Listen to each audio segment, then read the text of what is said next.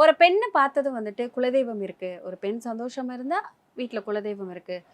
முகம் மலர்ச்சியா இருந்தா, லட்சுமி கடாட்சியமா இருந்தா குலதெய்வம் இருக்கு அப்படின்னு சொல்றீங்க. அதை எப்படி சொல்றீங்க சார்? எதுலயுமே அந்த சித்தர்கள் எல்லாமே சொல்லிட்டு போனது, பெண்கள மையப்படுத்தி தான் எல்லா விஷயமே பண்றாங்க. ம். ஒரு திருமண பொருத்தம் பார்க்கும்போதும் பெண்ணுடைய ஜாதகத்த குடுங்க.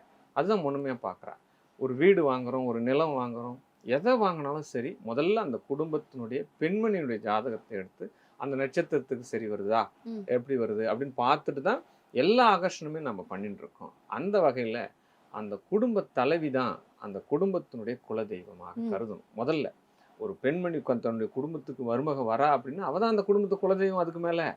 புரியுதுங்களா? அந்த கணவனாகப்பட்டவன் வரக்கூடிய அந்த பெண்மணிய ரொம்ப சந்தோஷமாக, மனக்குறை இல்லாம, அவ்வளவு மன மகிழ்ச்சியோடு வச்சிருந்தாலே, அந்த பெண்மணி பேசுவா. கோவமா பேசுவா, எதிர்த்து பேசுவா, சண்டை போடுவா. இதெல்லாம் இயற்கை தான்.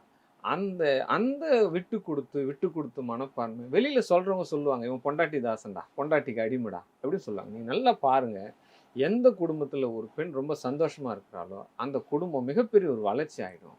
அந்த கணவன் அந்த பெண்ணுக்கு என்ன வேணாலும் செய்வான். எல்லாம் செய்வான். ரொம்ப விட்டு குடுத்து, ரொம்ப கீழ இறங்கி போய் செய்வான். அந்த குடும்பம் பெரிய லெவல் போயிடும்.